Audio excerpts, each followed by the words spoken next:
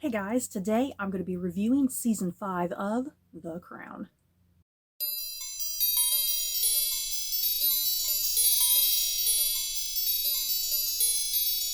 So, before I head into my thoughts and feelings on Season 5 of The Crown, just a quick disclaimer. I don't consider history a spoiler. uh, Now, yes, this is what you would call definitely like historical fiction, but it's still based on real history, real people, and yeah, anything that is like well documented facts and whatnot, I don't consider material like that to be spoilers and whatnot. So if you have not seen this latest season of The Crown and you just don't want to know anything, even if it is well-known history, then you might just want to steer clear of this video until you have finished the current latest season and whatnot. So yeah, all of that being said, let's head into my thoughts and feelings on season 5 of The Crown. Yeah, guys, I freaking love this show. It just gets better and better to me. I just look forward to it every time it pops up, and the hiatuses are killing me because there's always like a year. Ain't there always like a year or two gap in between each chunk because of the cast changes and whatnot?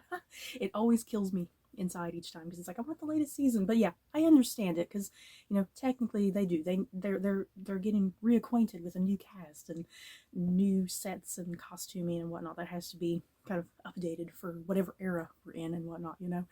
So yeah, I get it, but still, as a viewer, it kills me. So yeah, this latest season of The Crown, you guys, once again airing on Netflix. We got 10 episodes, and yeah, this season we're entering into the 1990s. Yes. I was a 90s child, so yeah, a lot of the stuff that was going on in this particular season, especially kind of in the latter half of the season, that's a lot of stuff that I kind of vaguely remember like seeing in the news and whatnot. um yeah, so the big thing with this season, we definitely got a new cast change. Everybody got aged up, and yeah, we have like one more season to go, you guys, and then the show's gonna be over. Alas, I've just immensely enjoyed this show, and it's just it's like I've learned a lot. Once again, even though it's historical fiction, it's like I'm still learning about stuff, and it's getting me to go look up the real history and look and see what is being taken as liberties and whatnot, and who the major players are and a lot of things going down. So yeah, a lot of stuff. It's like I feel like I'm learning a lot as I go, as I do a little bit of research into more specific things. Um, so yeah, overall, this season, I'm looking down here at my notes, you guys. If you're sitting here wondering what I'm sitting here looking down at, I'm looking down at my notes, making sure I'm covering everything.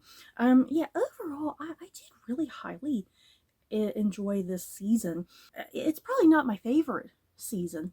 That being said, though, this is still a remarkable, amazing season, because I think my personal favorite seasons still remain like the first two seasons. There's just something really special about those first two seasons in particular. I'm not quite sure why, but just something about those first two seasons, especially, that I just really loved and enjoyed, and just so much emotional like impact and weight to them.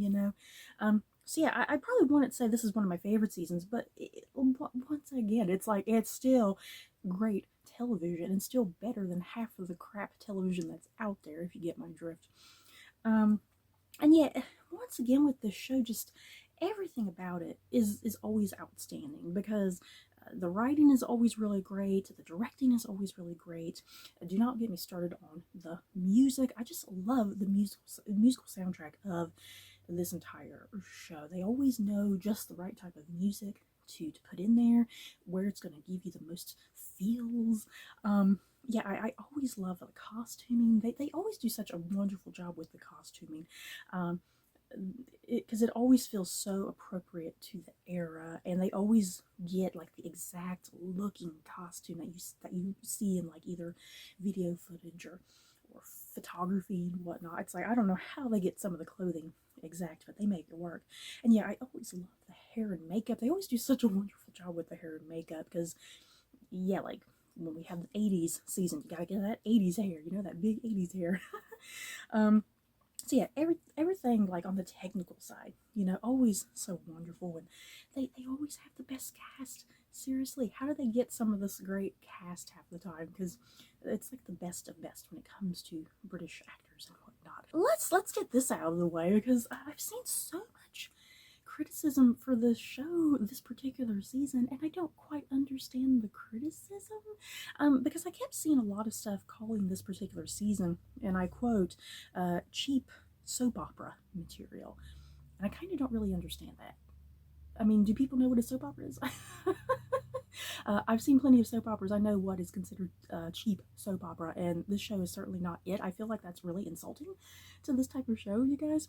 So, I mean, I don't really understand the criticisms in regards to this season. I mean, yeah, everyone's entitled to their opinion, obviously, but yeah, I find cheap soap opera material just really highly insulting to the quality that this show has. This season, what it was pretty much focusing on, the entirety of the show has been doing this anyway, but as it gets further and further into each decade, it's like it becomes much more apparent and important, this particular theme. But yeah, this particular season was definitely getting into the big things of the Crown's struggle to be modern and relevant, because even to this day, here in, you know, the 2020s, the Crown is still facing that. How do they modernize, and how do they still remain relevant? And yeah, as the years are going by, it's getting harder and harder and harder for them to do that. So yeah, it's like with the 90s, you're really starting to get that, like that big huge shift is really starting to get there, and yeah, all these characters are having to deal with that and the ramifications of their position. And yeah, there's a lot of question, like them like paying taxes, because apparently I guess they don't pay taxes or something, and they make the people pay for like refurbishment for like the yacht and Windsor Castle when it burns down. And why do the regular people have to pay for that? You know, they're the ones with all the money. They should be paying for their own home, you know, like regular people pay for their own home when it gets destroyed. So it's like things like that, where you see these characters just completely out of touch with reality and with the people, you know, even though they claim that they're modern sometimes and relevant, but then you have moments like this, yeah, they're not so much. And this show always does such wonderful things with portraying the Crown struggle with trying to be modern and trying to be relevant. They always do such wonderful things with like metaphor and imagery and whatnot, because a good example of this that I particularly loved was like one episode that dealt, I think, pretty highly with like the BBC, and yeah, the Queen having like that really ancient television. She didn't even have like a remote for it, I don't think. And then yeah, like by the end of the episode, you see like Prince William is the one who is teaching her how to use the TV and how to use the remote.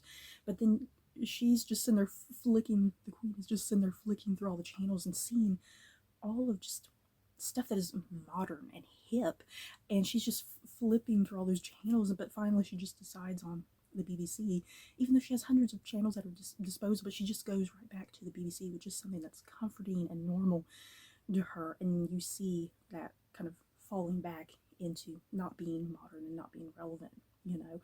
So like that whole episode with the TV and the BBC and whatnot, I freaking kind of loved how like that was a metaphor. You know, this TV, a simple TV, is like a metaphor in this visual image of kind of representing modernity and relevancy and whatnot. I do want to touch on the main cast very quickly, since we had some new casting changes.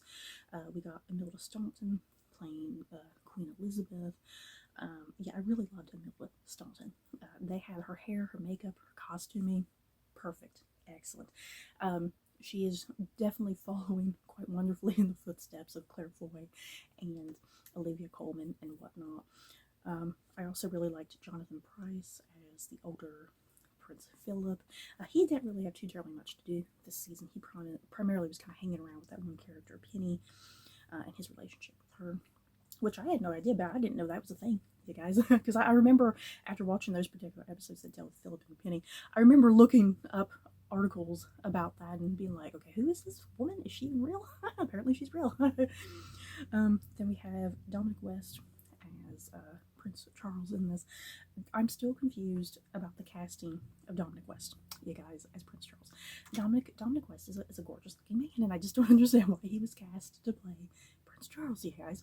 That being said, though, I mean, Dominic West, he was spectacular as Prince Charles this season, you guys. Because it's Dominic West, it's like, am I supposed to hate this guy or love him? Because it's like, I really love him as an actor, but yeah, he's playing someone who historically I just really kind of despise. And I don't particularly like. So I really like that Dominic West kind of was giving me kind of this back and forth with love and hate towards Prince Charles, and really humanized him. I think that's what this show does so wonderfully, is humanizing these real people. You know, it humanizes them, whereas in reality, we're not really sometimes getting that, humanizing them. This show is allowing us that humanization with them, if that makes sense. We also have Elizabeth Debicki playing Princess Diana. I didn't know, because I loved Emma Corrin so much. You guys, I freaking fell in love with Emma Corrin's portrayal, and so I was kind of anxious about Elizabeth Debicki, but yeah, Elizabeth Debicki is always good in anything she's in, and she did a remarkable job as Princess Diana in this. And I have always just absolutely loved Princess Diana, and I really liked the portrayal of Princess Diana in this particular season. Once again, what the show does, you know, showing these real historical people, you know, flaws and all, their strengths and weaknesses. And I like the fact that the show is kind of getting into some of that heavy material with Princess Diana, because I think a lot of times we highly romanticize her as a public figure and whatnot, and we look at all of the good deeds she did, and we just treat her like she's a saint, and we put her on a pedestal. And I think a lot of times we forget, you know, she was a human being too. You know, she may have lived a life of luxury and privilege and whatnot, but she was a human too, with flaws and insecurities and vulnerabilities. And I just really appreciate that this show showed that side of her as well. You know, not just strictly showing the perfect side of her, because she was not a perfect human being, you know, and that's what makes her so relatable, and I think what makes her performance, Elizabeth Debicki's performance, so wonderful and nuanced on this particular season. And then we also have Leslie Manville, who is playing Princess Margaret. I really loved Leslie Manville's performance. She really only had like the one episode, you guys. Alas, it seems like as each season goes by, it's like all of the main characters that we spent a lot of time with, like back in the first two seasons, it seems like little and little their roles are kind of diminishing slowly. So yeah, Leslie Manville, she really only had the one episode. But it was a good episode. I really liked it, and I really liked her performance. I'm assuming the next season we're going to see Princess Margaret die that season. I'm assuming somewhere probably in the middle or the end. We also have Olivia Williams, who is playing Camilla. I really liked Olivia Williams. Oh my goodness, Olivia Williams is so beautiful, and yeah, they put her in those clothes and that hair. Oh my goodness.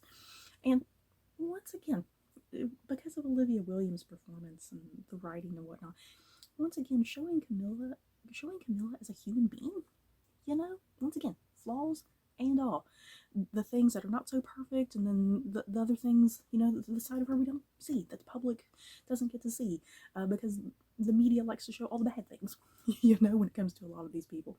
So yeah, Olivia Williams really giving a lot of nuance and depth there to an otherwise character that I think historically a lot of us don't like, you know. And then we also have Johnny Lee Miller playing Prime Minister John Major. Yes, I about forgot his name. I was like, what was his name? Johnny Lee Miller playing Prime Minister John Major. I just don't know a thing about John Major, you guys, other than the fact that he was a prime minister. And the one big frustrating thing that I had with this particular season, compared to other seasons, you know, other seasons, I really feel like you get a good sense of the prime ministers. Like, they'll always kind of be the one big episode that focuses on whoever the prime minister is in that particular season. They'll always kind of have their big episode, and you really get to kind of understand them as a character and what drove them to politics and whatnot. And I mean, especially even last season, because that was like the Margaret Thatcher season, and I mean, every damn episode Margaret Thatcher was pretty much in just about every episode, and we got a really great sense of her. And yeah, poor Johnny Lee Miller, I mean, he did the best that he could, you know, he definitely did the best that he could, but he wasn't really given an awful lot to do, unfortunately, which was kind of frustrating because I was really looking forward to like a big episode with him to really understand who John Major is. Because yeah, I walked out of this show, this particular season, I walked out of it not, I feel like I didn't learn anything about John Major, you know. Whereas other seasons, I feel like I've learned a lot. But yeah, I still really liked Johnny Lee Miller. This was such a wonderful role for him, you know. And then yeah, ending here with Bertie Carval. He's just in the very final episode of the season. He's going to be playing Tony Blair, so I'm guessing we'll get to see Bertie Carval a lot more in the final season. But yeah, I was really looking forward to Bertie Carval this season, you guys. I've just been watching a lot of things with him in recent years because yeah, I started with him on Jonathan Strange and Mr. Norrell, and yeah, he was on Dr. Foster, and he's been recently in Dalgleish. Yeah, I've just been really obsessed with Bertie Carvel, so I was pretty thrilled when it was announced that he was going to be playing Tony Blair. So yeah, I don't really have much to say about Bertie Carvel at the moment because yeah, like I said, he just had the one episode, so I can't wait to see more of him in the next season. And you guys, he better have his People's Princess moment. It better be there. Okay, so enough of the main cast. I mean, there were a lot of other people too, because like Princess Anne was recast and everything. But yeah, I can't get into everybody. Yeah, just touching on some of the episodes really quickly. We have the very first episode of the season, Queen Victoria Syndrome. This was a nice start to the season, and yeah, really setting up the big overall metaphor and theme atmosphere of the show. Because yeah, this episode dealt with the royal yacht. The royal yacht's getting old, but also Queen Elizabeth is getting old herself. So there's a lot of metaphor going on there relating the yacht to what's going on with Princess Elizabeth, or not Princess Elizabeth, but Queen Elizabeth and whatnot. So yeah, a really wonderful start to the season. Like I said, setting up a lot of the major themes moving forward and whatnot. Next episode, The System. This was a big episode that was mostly dealing with Prince Philip and his relationship with Penny, which was like the wife of his godson, something like that. And yeah, getting the ball going with Diana's book and whatnot, the infamous book written by Andrew Morton and whatnot. Episode 2 was probably one of my least favorite episodes, but once again, still a highly good episode considering a lot of the crap television out there. Episode 3, Moo Moo. This episode was one of the most different of the entire season and kind of almost unexpected. Episode 3, this was showing the entire backstory pretty much of Muhammad and Jodi Al-Fayed. I tell you, this was a much needed episode in some ways because yeah, when I saw that this whole episode was going to be strictly them, I was like, why? I was like, I want to see all the drama with everybody else, you know. But once I was finished with this episode, I in hindsight, I was like, I greatly appreciate this episode and what it was doing, because we need to understand these two characters too, because they're part of all of the later drama going on later in the second half of the 90s, you know. So I like that they had some quality time spent with them as well. Because yeah, I'm assuming in the next season that's going to be a big thing, is exploring Jodi and Diana's relationship and whatnot. So yeah, I really did enjoy that episode. I think there's a lot of people who didn't, but I appreciated it because it's like that's the type of episode we needed to have this season, because we needed it here rather than like in the final season, you know, because I think it would have slowed down the pacing of the final season too much to have it then. Then we have Annus Horribilis. It's Latin. This is the Windsor Castle fire. Oh my god. I have seen the real footage of the castle burning, and oh my god, it's devastating. It's horrible. Yeah, once again, this episode is definitely playing with the whole thing of the crown, like kind of just taking advantage of the people, the taxpayers and whatnot. But also, I mean, this is still their home, you know. There's also kind of that going on. It's their home. It's a part of them. There's so much history to it. So many treasures, you know, because those treasures, it's not just their treasures. I mean, there's tours, there's tours, and that's the people's treasure too, that they have a right to look at. So yeah, this fire, it's devastating on a bunch of many different levels, you know. But yeah, wanting the people to pay for it, no. But yeah, that was a good episode. And yeah, getting, I think, a lot of more drama, because, yeah, the whole thing is that it takes place in 1992, and yeah, she has that big speech near the end of the episode, and it's not just the fire, it's also the fact that everybody's relationships are falling apart, because Andrew and Fergie get divorced, and yet Charles and Diana are having their issues. Princess Anne got divorced, and then on top of that, here's this fire. So it's one of those things. It's like, how much crap can happen to this one family? A family that seems to have a fairy tale life, but once again, this fire is almost like a metaphor. It's a metaphor for everything coming down around them that they can't control anymore like they used to. Then we have the next episode, The Way Ahead, and this is pretty much the Camilla Gate, the Camilla Gate tapes, you guys. And oh Lord, I have never heard the tapes in full. I've heard chunks of them, but I think they pretty much got every bit of it. I think they recreated every bit of the tapes for the most part, it sounds like. But oh my god, this is one of the most shocking episodes. One of the most shocking and uncomfortable. It's like, oh, it's like you don't want to hear any of this. It's like there's a part of you because it's like you like the scandal and the gossip of it. But then yeah, it's like it's also so uncomfortable and it's so private, and it's like, who are we to be listening in on something like this? So yeah, that was an enjoyable episode too. And then one of my, weirdly enough, favorite episodes was the Apatiev House episode. And this is Elizabeth and Philip's trip to Russia, the first time a monarch has actually gone to Russia and whatnot. I just really greatly liked this episode because it's one of those kind of random episodes in the show, because I think every season does this. It's one of those random episodes that if you don't know really much sometimes about the royal family, this is one of those incidents like, oh, huh, I didn't know that. For starters, the episode opened up and we got the execution of the Romanov family back in 1917.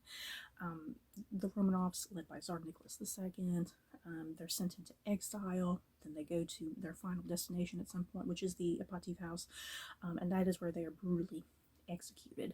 Not only the Tsar, but his wife, his 4 daughters, his son, who is the heir, and then, yeah, several of their household staff, and then I think even a dog. I think the dog is even there too, getting killed, which is so upsetting. And so yeah, if you don't know very much of your history, I think this episode's almost kind of like, okay, why are we getting this 1917 flashback to the Romanovs? What's the point?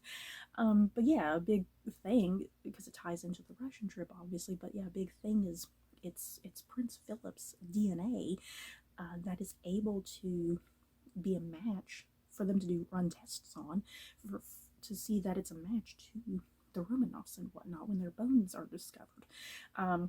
Because he is a lot more closely tied to them through his family's side. He's a lot more related to them than like Elizabeth is. So I really like that we had this episode. It could almost be random, but it's one of those episodes that's like, I'm glad it's out there for kind of just the common people, the casual viewer, people who don't entirely know everything about like the Windsors and whatnot. Yeah, I just really liked how this episode was handled, how they tied in the Romanovs and yeah, the Russian trip and whatnot, because it was definitely one of those kind of like really emotional episode. And God, yeah, I've seen various different versions of the Romanov execution. I've seen it like handled in documentaries and other programs, and it always gets me every time I see their execution. It still always gets me every time. That it's really upsetting and terrible and whatnot. So yeah, probably one of my favorite episodes, to be quite honest.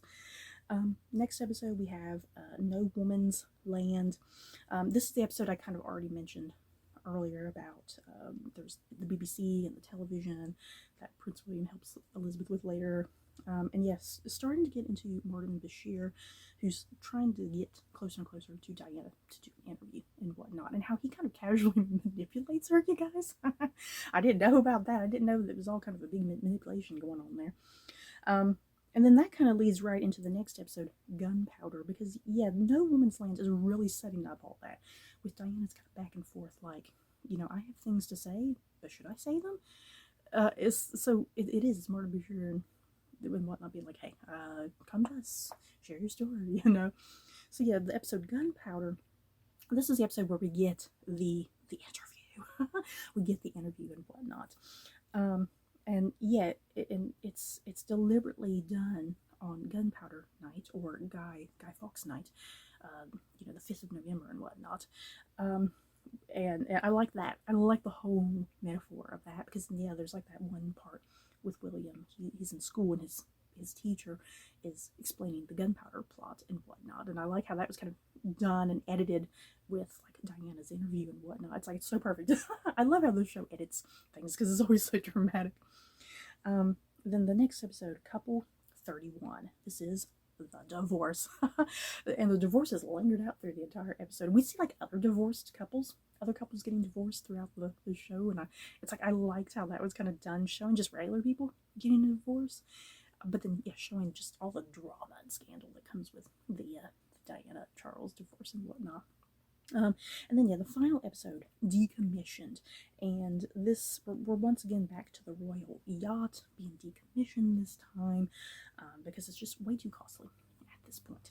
And yeah, Hong Kong pretty much getting their liberation from the Commonwealth, if you will, getting their independence finally, and yeah, Prince Charles going there to be part of the event and whatnot. And yeah, I think that kind of hit him like, yeah, we are just so out of touch.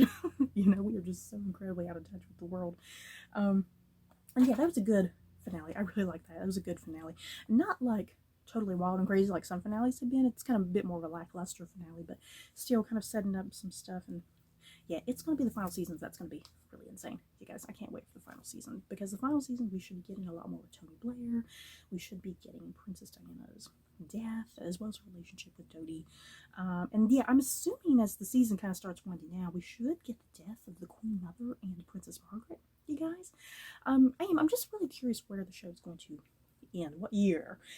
Is it pretty much going to be like maybe, because the Queen Mother and Princess Margaret, they both died in 2001, I believe, didn't they? They both died in 2001. So I don't know if the show is going to specifically stop there, you know, or if it's going to go a few years beyond that. I'm really curious. I know the creator of the show has said in the past that he does not even want to like touch on like Kate Middleton and Meghan Markle and whatnot, because they have not been part of history for very long, you know. They are not entirely known, you know. So yeah, I'm very curious for the final season, how far it's going to go, if it might just pretty much stop at 2001, 2002, something like that. But yeah, you guys, overall, a really great season. I enjoyed it. As I always do, there was just things popping up, people. I was like, who are you? What is this? I always like going and doing some little Google searches and learning a bit more, because once again, with a show like this, it's always a good thing to, you know, check on what's fact and what's fiction, you know, what liberties are kind of being taken. So yeah, I really like the season. What did you guys think? Did you like the season? Did you hate it? If you didn't like the season, that's perfectly okay. Because like I said, even for me, this is kind of probably definitely lower down on the scale for me, because I still really highly prefer like seasons 1 and 2. So yeah, just let me know your thoughts about the season, and what are you looking forward to with the final season, because it's definitely going to be an emotional roller coaster. So guys, that is it for this video. Don't forget to like, comment, and subscribe. And if you like this video, you may like these other videos. Bye guys.